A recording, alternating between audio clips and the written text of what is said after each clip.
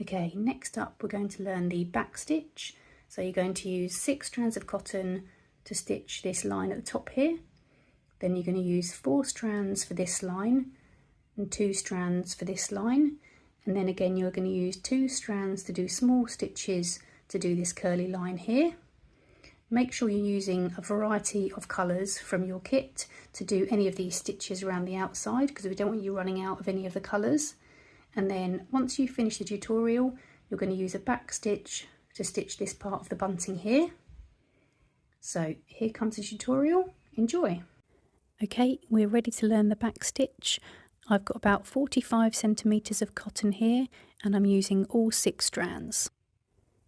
So you're going to come up through the back of the fabric at the start of the back stitch pattern, and you're going to pull your cotton all the way through, and then you're going to go back down through the fabric 1 stitch length ahead to create a first straight stitch.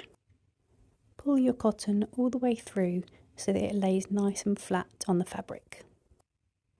Next, you're going to come back up 1 stitch length ahead of your first straight stitch. So on this pattern you'll see little gaps in the line, so that's where you want to come up for your next stitch. And again, pull all the way through. Now you're going to work backwards and you're going to go back down through the fabric in the same place that your first stitch ended. So you're starting to create a continuous line in your embroidery.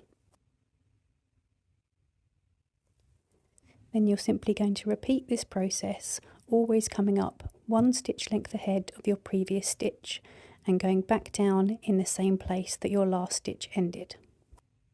The back stitch can be used in so many ways and is great for outlines and lettering.